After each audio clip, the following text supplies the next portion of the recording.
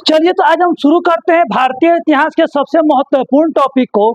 और ये टॉपिक है सिंधु घाटी सभ्यता, Indus valley civilisation. Indus valley civilisation ये बहुत ही देखने में क्या है, महत्वपूर्ण टॉपिक है आप लोग के लिए।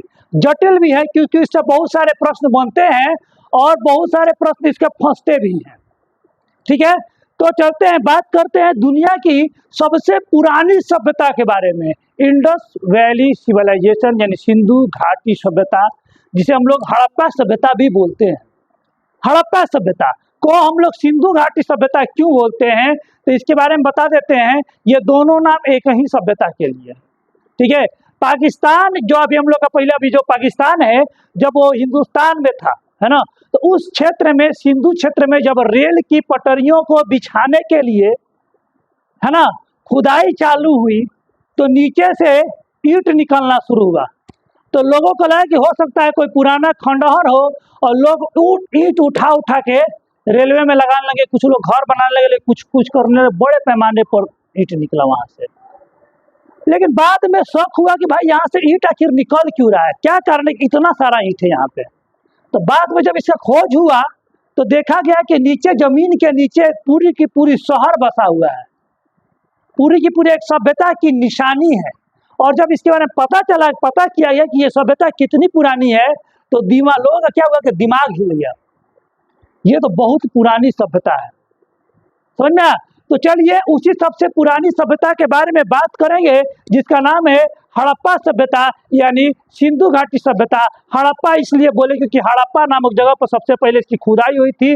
और सिंधु घाटी सभ्यता इसी बोलते हैं क्योंकि सिंधु नदी था, उसके किनारे पर ऐसी ऐसी सभ्यताएं बहुत सारी देखने को मिलती हैं। ठीक है,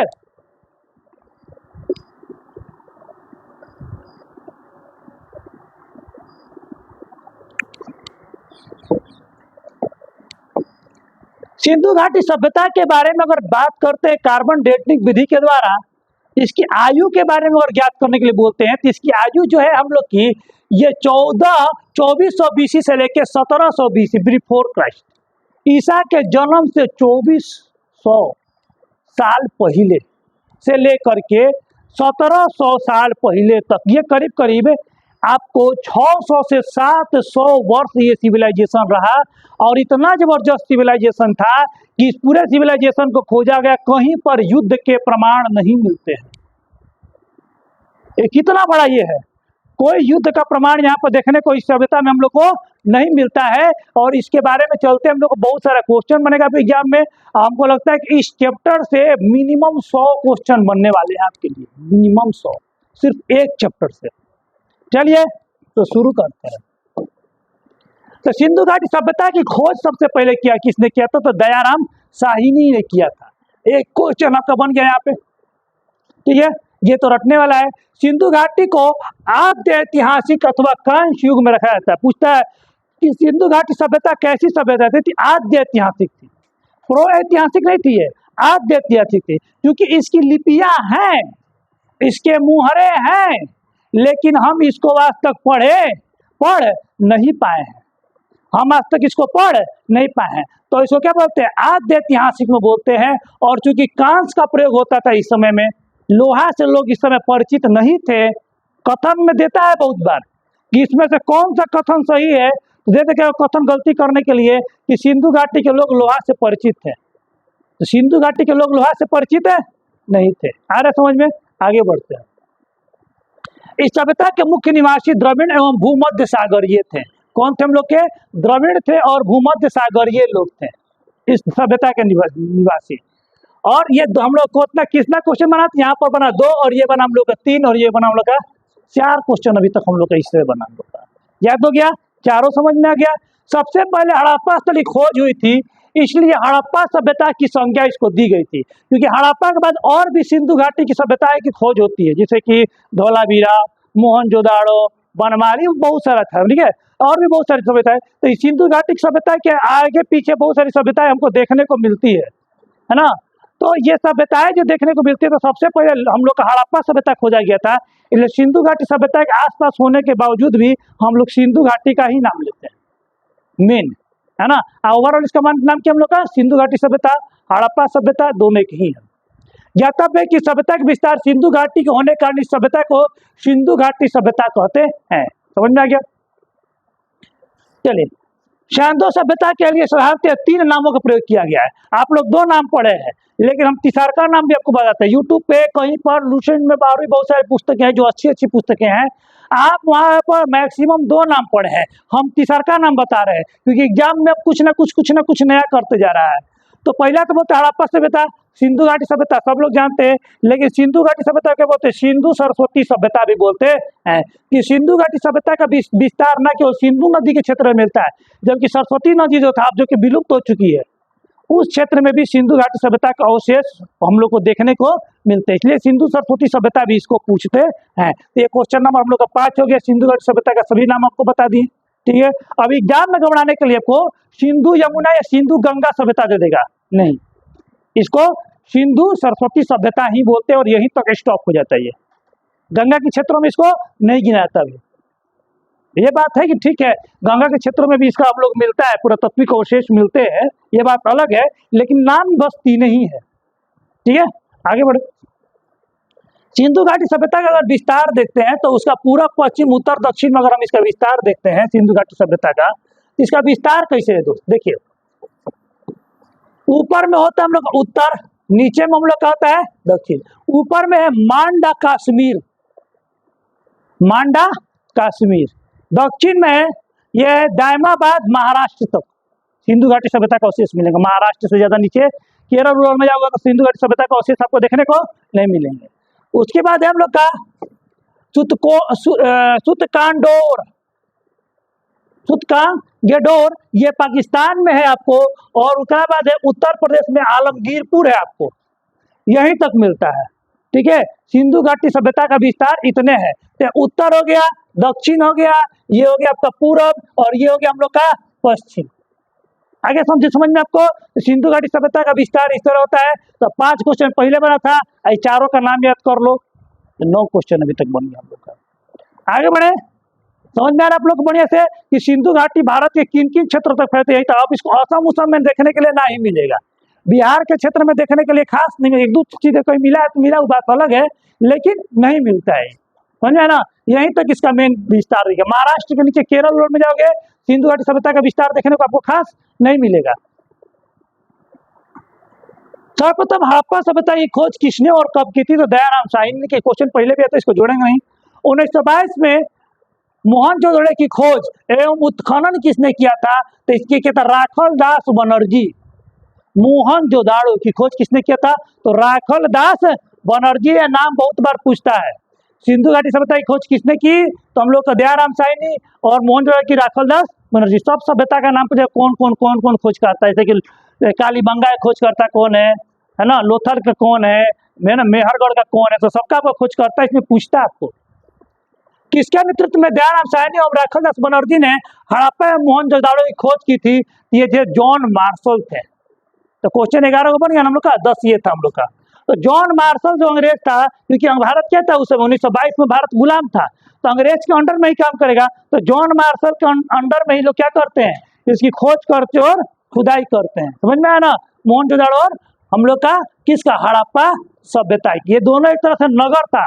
सिंधु घाटी सभ्यता के दोनों क्या हम लोग का शहर है। जैसे मान लो कि आरा हो गया और पटना हो गया, तो इस तरह ये दोनों क्या है? शहर है अगल बगल में। Is it clear? और दोनों का है गंगा नदी किनारे, समझ लो इसे, है ना, उस तरह। सिंधु घाटी सभ्यता के समकालीन सभ्यताओं के नाम क्या थे? तो मेसोपोटामिया और मिस्र की सभ्यता उसके समकालीन थे। यानी जिस समय सिंधु घाटी सभ्यता अपने उत्कर्ष पर थी, उस समय विश्व में 2 और सभ्यताएं थी, मेसोपोटामिया और मिस्र की सभ्यता थी। समझ में आया ना। मेसोपोटामिया और मिस्र की सभ्यता थी। क्वेश्चन हो गया 12। सरस्वती सिंधु सभ्यता का मुख्य केंद्र कहाँ पड़ता था? कालीबंगा। बोले ना सरस्वती सिंधु सभ्यता, क्योंकि इसी के सिंधु सभ्यता को सरस्वती सरस्वती और सिंधु सभ्यता भी बोलते हैं। सिंधु घाटी सभ्यता, हड़प्पा सभ्यता को एक और तीसरा का नाम बोले हैं। तो इसका मुख्य केंद्र कहाँ था हम लोग का? कालीबंगा, जो काफी अच्छा क्वेश्चन है। और ये क्वेश्चन हो गया हम लोग का 13। आगे बढ़ते हैं दोस्त। भारत की प्रथम नागरीय सभ्यता कौन थी? तो हड़प्पा सभ्यता थी या सिंधु घाटी सभ्यता थी। क्योंकि जब हड़प्पा सभ्यता के बारे में पढ़िएगा तो हड़प्पा सभ्यता पूरी तरह से नगरीय सभ्यता थी। आगे इसके बारे में हम डिटेल पढ़ेंगे, अभी तो ऑनलाइनर दिखा रहे हैं, बीच में फिर डिटेल रहेगा, फिर जो पढ़ाएंगे उसका ऑनलाइनर रहेगा, समझ में है ना। ऐसे चलते जाए क्लास में। तो जो लोग नया जुड़े थोड़ा अच्छा से जुड़ जाए, इसको सब्सक्राइब करके उसका नोट्स भी हम दे देंगे आपको, ठीक है। तो इसमें क्या कर रहे हैं कि इसको सिंधु घाटी जो सभ्यता थी वो नगरीय सभ्यता थी। नगर था, अच्छा से कर निर्माण हुआ था। घर जो था, घर प्रत्येक घर में आंगन था, नहाने का जगह था, कुआं था, और प्रत्येक घर खिड़की वाला था, और गेट क्या होता था, शहर के उल्टा खुलता था, है ना, सॉरी गली के उल्टा खुलता था। जो शहर के जो रोड थे वो इस तरह से थे, हम लोग के चौकोर पर काटते थे एक दूसरे को। रोड काफी, जो नली का निकासी प्रणाली था वो भी काफी बढ़िया था। मल मूत्र के लिए ड्रेनेज सिस्टम उसका अलग था, आगे पढ़ाएंगे आपको। आज हम लोग का विकसित शहर स्मार्ट सिटी पटना और ये बना रहे हैं, बाढ़ आता है तो बाढ़ में क्या होता है, नल जल नहीं, नल मल योजना हो जाता है शुरू। पैखाना का पानी और पीने का पानी एक में मिल जाता है, नाली सब एक साथ तैर रहा है। लेकिन ड्रेनेज सिस्टम कितना बढ़िया था उस समय का कि मल के लिए जो नलियां निकाली गई थी वो अलग थी, एक बार फ्लश करने के बाद उसकी नली का सीधे गंदगी को बाहर फेंक देता था। ऐसा समझ में, जो आज भी उतना बढ़िया बनाना पॉसिबल नहीं है। पॉसिबल है, भ्रष्टाचार तो पहले कम हो जाए, कहाँ नहीं बना सकते हैं। उस समय भ्रष्टाचार नहीं था, युद्ध नहीं था, जो भी आता था इनकम लोग क्या था, लोगों के विकास पर खर्चा किया जाता था। आ रहा समझ में। 14 हड़प्पा सभ्यता किस नदी के किनारे स्थित है, तो रावी है ना, और के बाएं ओर है। रावी नदी क्या है, बाएं तट पर। क्वेश्चन अलग है थोड़ा सा, है ना।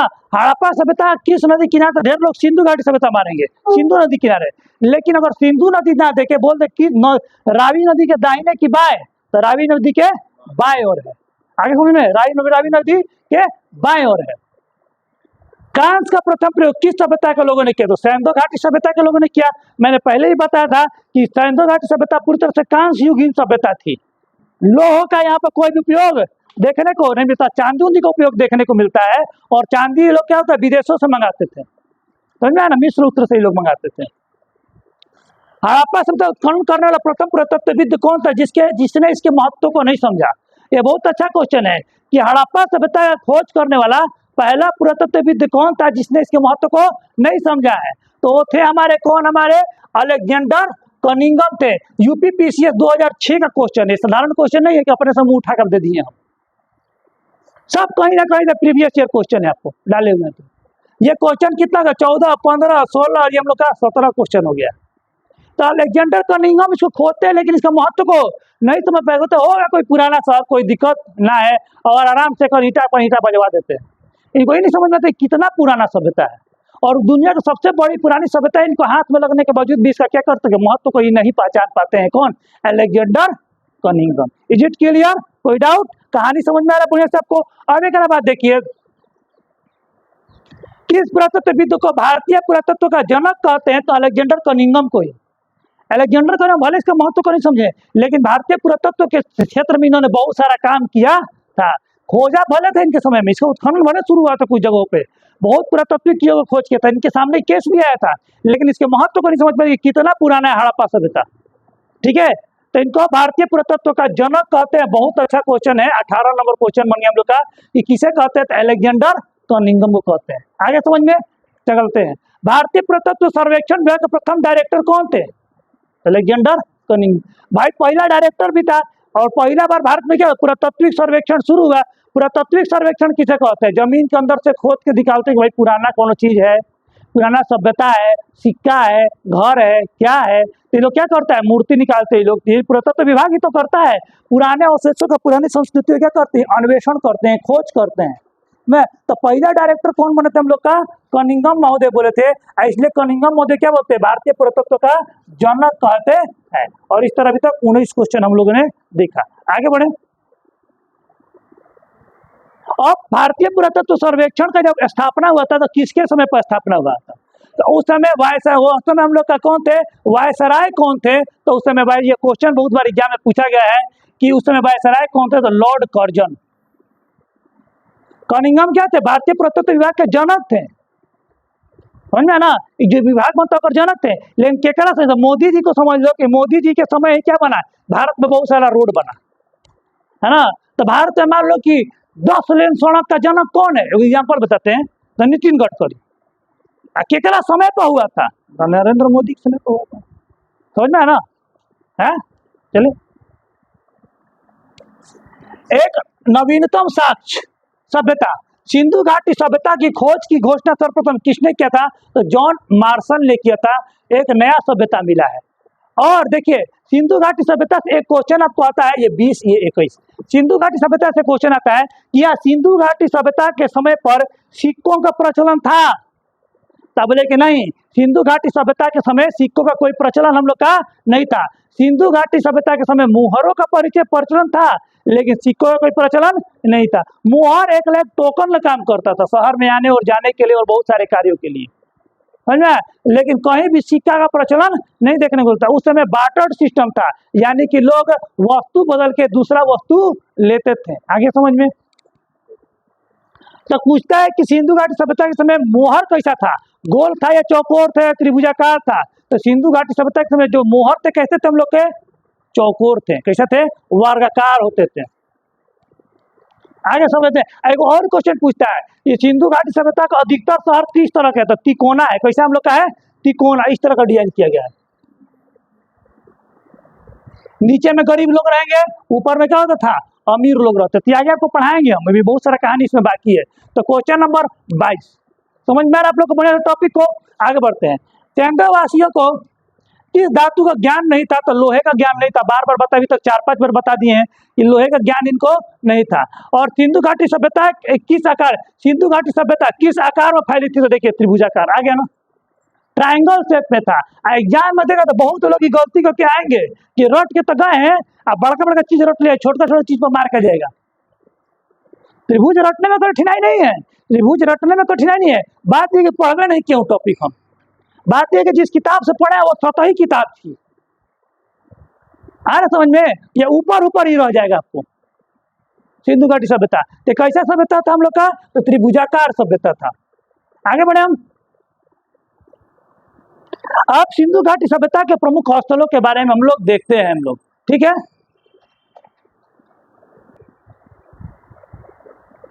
चलिए तो आगे देखते हैं हड़प्पा सभ्यता के या सिंधु घाटी सभ्यता के प्रमुख स्थलों को देखते हैं हम लोग, ठीक है। तो सिंधु घाटी सभ्यता के प्रमुख स्थलों में जो थे, सबसे पहले स्थल के बारे में हड़प्पा के बारे में पढ़ेंगे हम लोग। एक के बारे में इतना डिटेल पढ़ाएंगे कहीं आपको मिलने वाला नहीं और एक भी क्वेश्चन नहीं छूटेगा आपको, ठीक है। यह सभ्यता जो था पाकिस्तान प्रांत के मांट गोमरी जिला में है और वर्तमान को इसको साहिवाल बोलते हैं, ठीक है। और ये किस नदी किनारे है हड़प्पा, तो रावी नदी किनारे। किस नदी किनारे है, रावी नदी किनारे बाएं तरफ है। बहुत बार क्वेश्चन पूछता है कि हड़प्पा से जो है नदी है सभ्यता है किस नदी किनारे है, तो रावी नदी के बाएं तरफ में, ठीक है। चलते हैं, और रावी नदी अब पाकिस्तान में बहता है, हम लोग के देश में नहीं के बराबर है नहीं के बराबर है। कश्मीर के क्षेत्र में जाते हुए ये घूम जाता है हम लोग का, ठीक है। इस स्थल का सर्वप्रथम उत्खनन 1921 में दयाराम साहनी ने किया था। तो पहले भी तक हो गया, 25 क्वेश्चन अभी तक हुआ है हम लोग का। ये क्वेश्चन पहले हुआ तो नहीं, इसको टिक मारेंगे। हड़प्पा से प्राप्त अवशेषों में दुर्ग, रक्षा प्राचीर, निवास गृह, चबूतरे, अन्नागार महत्वपूर्ण है। और संपूर्ण देखो हड़प्पा जो देखते हैं तो उसमें दुर्ग था। दुर्ग में क्या था, व्यापारी लोग क्या करते थे, ये किला टाइप का होता था जिसमें अपना व्यापार का जो सामान होता था उसको क्या करते थे, सुरक्षित रहता था। अपना पैसा रुपया सुरक्षित रखते थे। ओकरा एवज में जो सरकार होता था उसको क्या करती थी, सुरक्षा देती थी कुछ टैक्स लेकर। दुर्ग में यही काम होता था।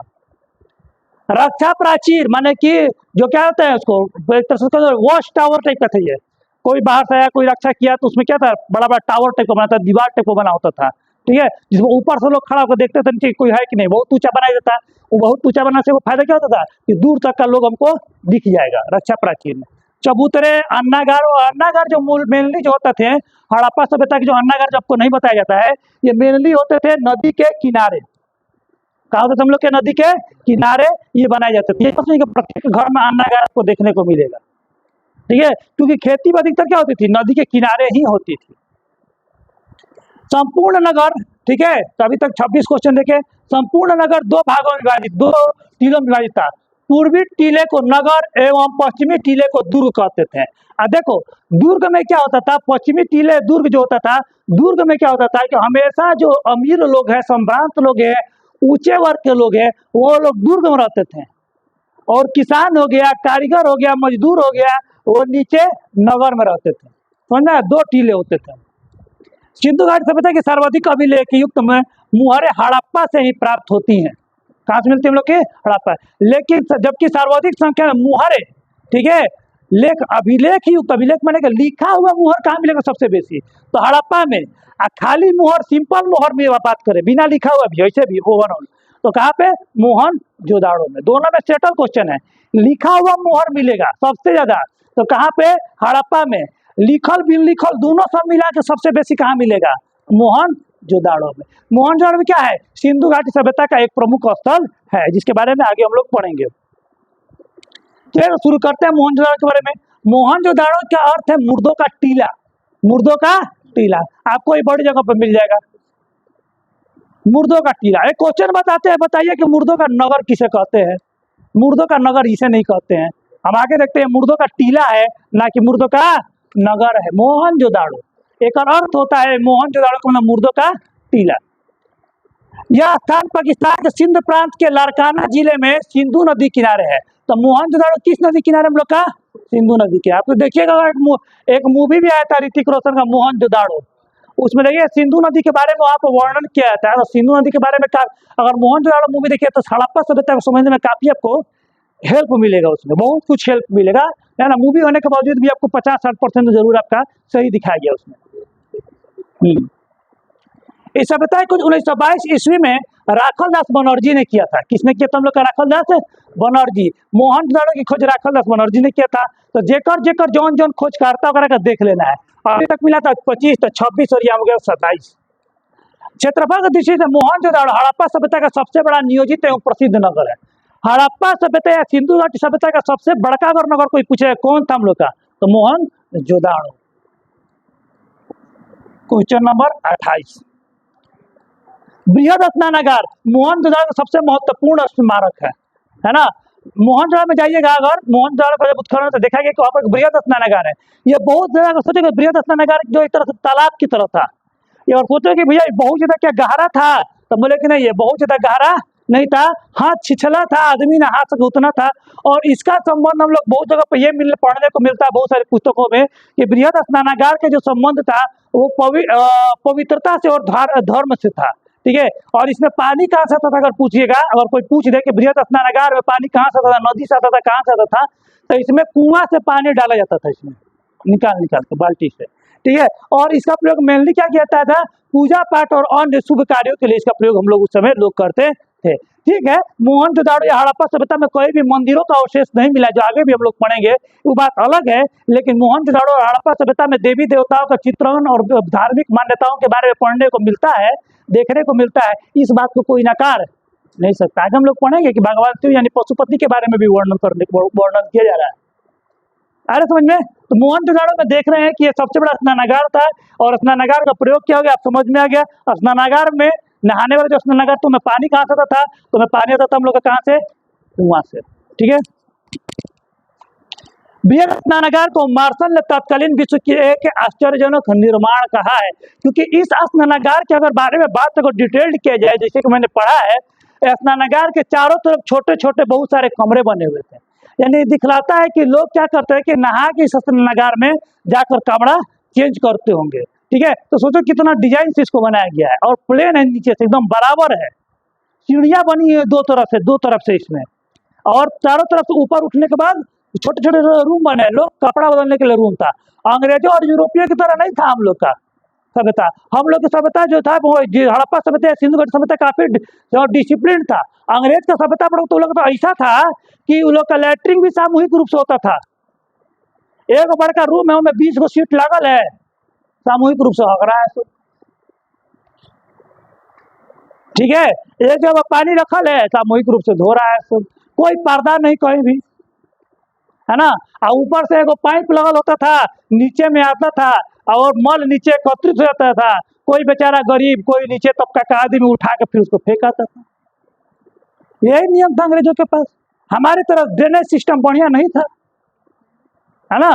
हमारे पास हमारी तरफ ड्रेनेज सिस्टम क्या था, बढ़िया नहीं था। कहानी समझ में आ रहा है बढ़िया से आप लोग को। तो ये आपको तो समझा दिए आश्चर्यजनक कहानी निर्माण था हम लोग का। ये थोड़ा वो किताब में नहीं पढ़ने में, थोड़ा सा एक्सपीरियंस आ रहता तो वो बताता आदमी कि क्या क्या था। देखो इसमें बहुत सारे अनछुए पहलू को दिखा जाए। अभी तक 30 क्वेश्चन हम लोग का हुआ इसमें से।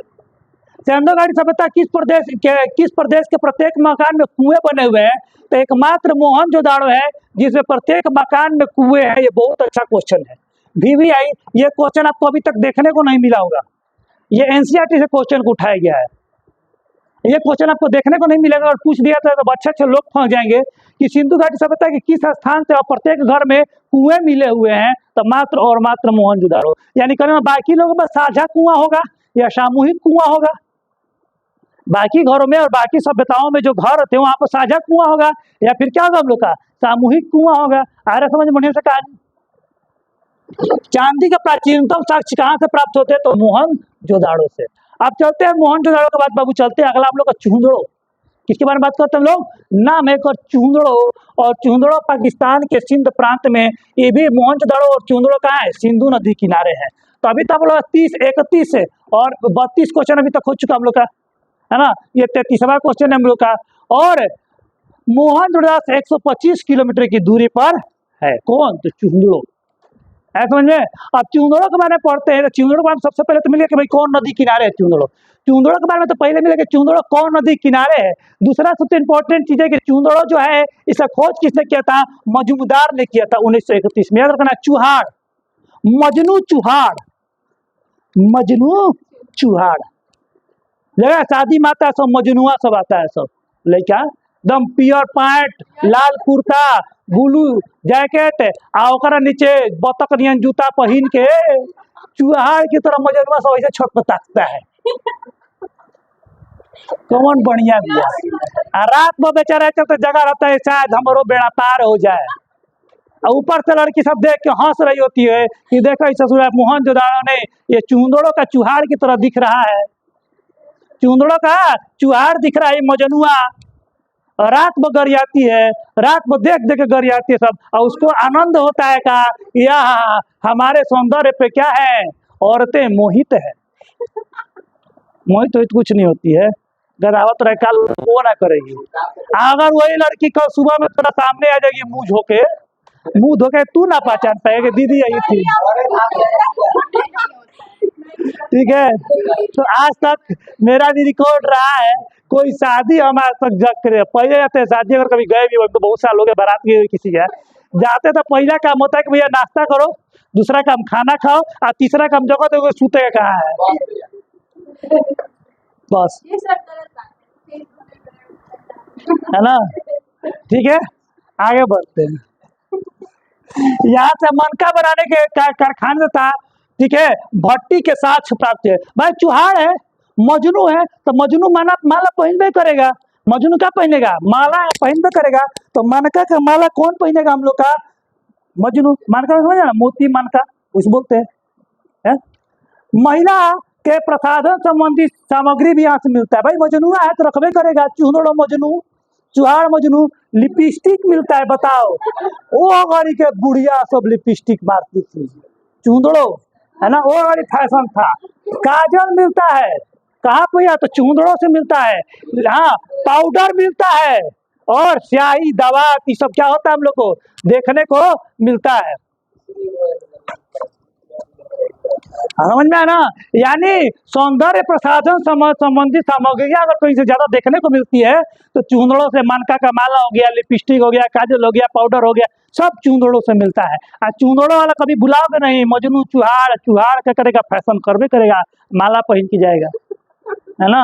अब तो हम देख रहे हैं कि शादी ब्याह में लड़कों सब न कोट उट पहन के ऊपर से लड़की ने कंठ में माला पहन ले रहा है सब। माला जैसे हार होता है ना, हार टाइप का पहन ले रहा है, हार है ना, हार होता है ना। अरे ये तुम एगो मूवी देखो, कौन है, एनिमल आया था, है ना, हार टाइप का पहना था वगैरह ऊपर से, है ना, गजबे फैशन है। आगे बढ़ते हैं। इसके बाद है काली बंगा। काली जी को याद रखना, काली बंगा, काली जी का बंगा। एक मतलब काली बंगा का मतलब क्या होता है हम लोग आगे पढ़ देंगे। काली बंगा जो है वो भारत में, अभी तक जितना भी सब पाकिस्तान में, ये भारत के राजस्थान के गंगानगर जिला में है और वर्तमान में हनुमानगढ़ इसको जिला कहते हैं। काली बंगा कहाँ पर है? घग्गर नदी के किनारे है। देखो पूरा ट्रिक से याद करवा देंगे आपको, पूरा ट्रिक। अभी तक 35 मिला था हम लोग का, ये 36वां हो गया हम लोग का, ठीक है। और नदी के बाएं तट पर है। तो काली जी का क्या, काली जी अगर स्वरूप दोगे तो काली जी का स्वरूप क्या होता है? हाथ का घगरा पहने रहती है, घगरा टाइप होता है लो, तो हाथ का घगरा टाइप पहन लेते। काली जी का स्वरूप देखो तो क्या होता है? काली जी साड़ी में नहीं दिखेगी तुमको, काली जी हाथ के घगरा टाइप को दिखेगी पहने हुए। तो काली बंगा घग्गर घगरा पहनी है, आगे चलती है। और काली बाई खोज किसने किया था? तो बीबी लाल एवं बीके थापर। तो काली जी का हाथ देखोगे तो एक हाथ में वो जब क्या है क्रोधित मुद्रा में है, और एक हाथ को ऐसे की हुई है आशीर्वाद मुद्रा में, है ना। तो आशीर्वाद मुद्रा में काली जी का हाथ कैसा होता है? लाल होता है। थाप कैसा है काली जी का? लाल थाप है। काली जी का थाप कैसा है? लाल थाप। तो लाल और थापर याद हो गया। काली जी का लाल थाप, काली जी पहनेगी घाघरा, तो घाघरा नदी किनारे। आगे चलते हैं। काली बंगा का अर्थ है ना काले रंग की चूड़िया, बैंगल्स, है ना। काली जी की चूड़िया, काली बंगा काले रंग की चूड़िया। और काली बंगा से प्राक सिंधु काल से संबंधित जूते हुए खेत के साक्ष्य मिलते हैं। बहुत अच्छा क्वेश्चन है आप लोग के लिए कि जूते हुए खेतों के साक्ष्य कहाँ से मिलते हैं? जो काली बंगा, बहुत जबरदस्त क्वेश्चन है। और बहुत बार लोगों को गलती कराता है मेहरगढ़ और काली बंगा में, लोग मार कहते हैं मेहरगढ़ में। मेहरगढ़ में कृषि का प्रमाण मिलता है, सही आगे पढ़ने को मिलेगा, लेकिन जूते हुए खेत का साक्ष्य कहाँ पर मिलेगा? काली बंगा में। काली जी क्या करती है? जितना आंसू से सबको जोत के रख देती है, एकदम गाड़ देती है जमीन में एकदम। एक बाद काली बंगा के साथ हवन कुंड मिलता है और वेदिकाओं के साथ मिलते हैं। नाम है काली बंगा। काली बंगा को जब काली माता से जोड़ोगे तो सब याद हो जाएगा। काली माता को कैसे प्रसन्न करना? तो बस एक ही नियम, हवन करो, 7 दिन हवन करो। देखो 7 गो हवन कुंड मिला और वेदिका मिलेगा, वेदी मिलेगा। देखोगे फिल्म उलिम में दिखाता है कि राक्षस काली माता को प्रसन्न करने के हवन करता है, सब तपस्या भूखे थोड़ा रहता है, लोग क्या करता है? हवन करता है। तो हवन कुंड मिलेगा। काली जी का हवन होता है ना, है अब बैठ कर नरबली रख लेता है, मुंडी रख ले रहता है, हवन कर रहा है, फिल्म में दिखाता है सब। तो क्या है? काली बंगा हवन पूरी सब ट्रिक बता रहे हैं, रिलीजियस नहीं लेना है ना। ट्रिक सही भी है, इस ट्रिक को याद रखो। काली जी बंगा को काली माता से जोड़ लो और बाकी तुम्हारा कहानी क्या हो जाएगा? काली माता का आशीर्वाद से सब सही हो जाएगा तुम्हारा। और भूकंप के प्रमाण सबसे पहले कहाँ से प्राप्त होते हैं? तो काली बंगा से। बहुत अच्छा क्वेश्चन है, बहुत किताबों में नहीं मिलेगा, एनसीईआरटी से छांट के कल पूरे दिन हम बैठ के लिखे इसको। भूकंप के प्रमाण सबसे पहले कहाँ से मिलता है? काली बंगा से। आप सोचो भूकंप कैसे होता है, इसको भी काली जी से जोड़ दें। तो काली जब असुरों का संहार करती हैं, एकदम संहार करते समय रौद्र रूप में आती है और किसी से नहीं रुकती हैं, तब काली जी के पैर के आगे शिव जी लेट जाते हैं और काली जी शिव जी पर गलती से पैर रखती हैं, जीभ बाहर निकल जाता है और पूरी धरती थर्रा जाती है कि कितनी बड़ी गलती हो गई। भूकंप का प्रमाण काली बंगा। देखा, मजनू से जोड़ के तुमको पूरा पढ़ा दिए थी वाला, चौंदड़ों को।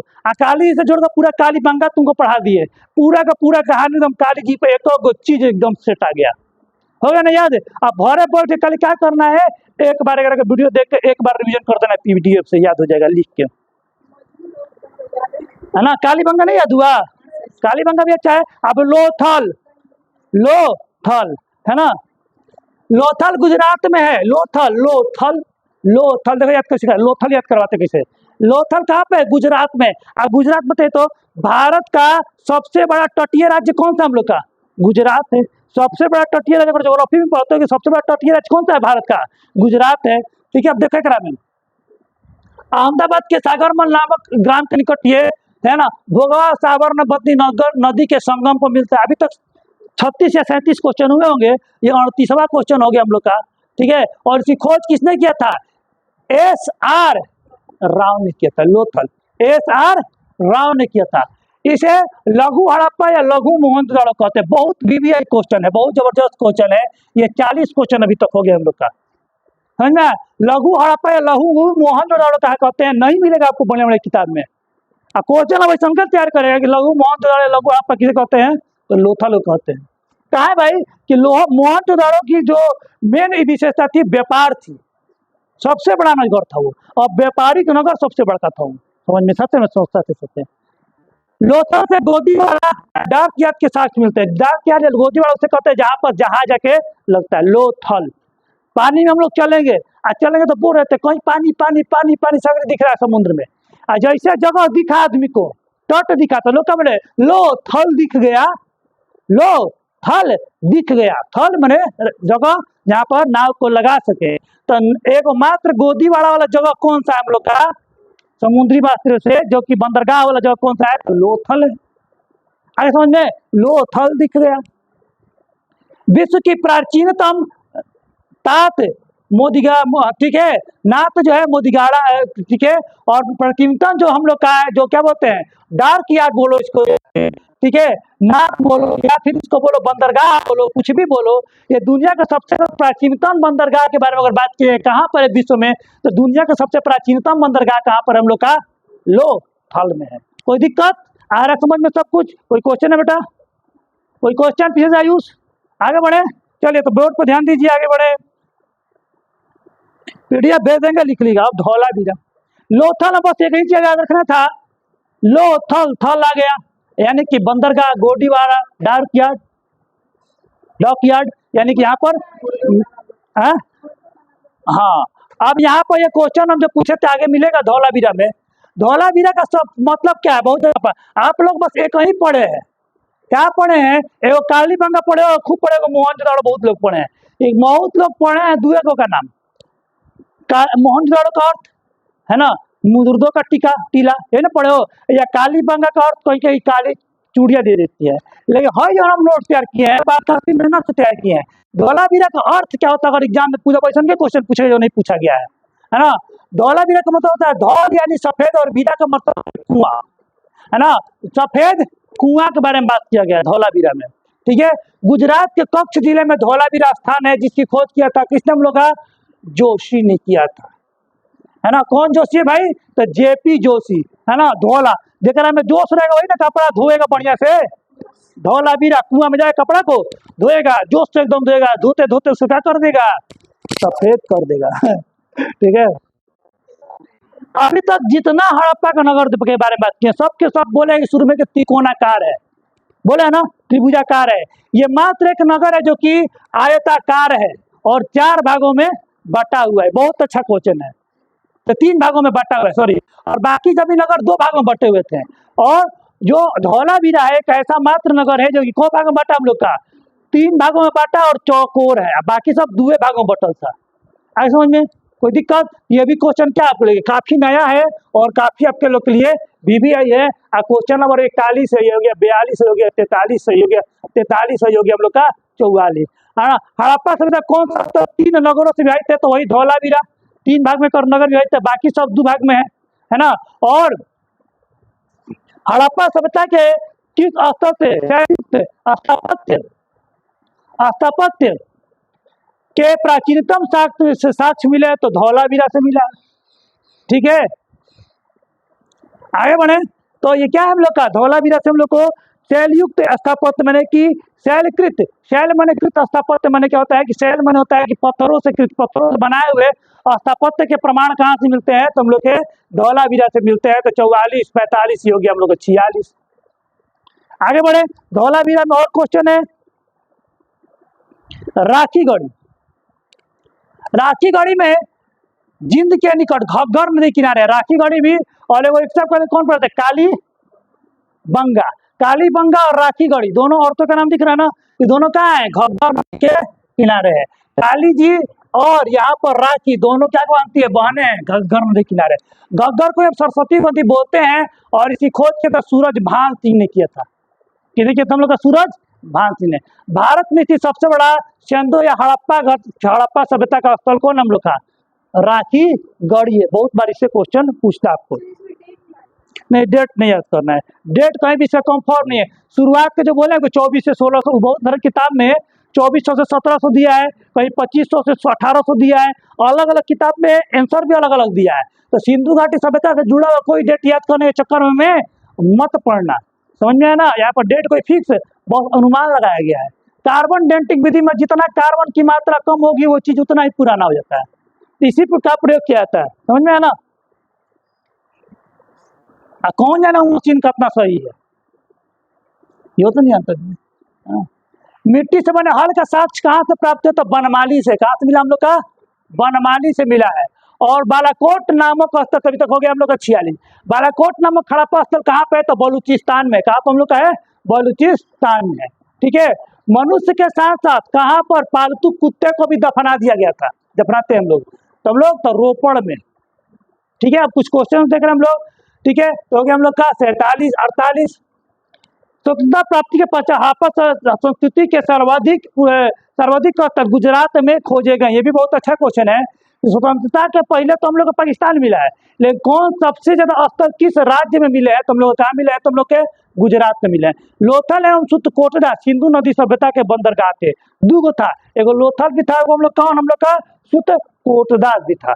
दूगो बंदरगाह के बारे में जिक्र आपको देखने को मिलता है,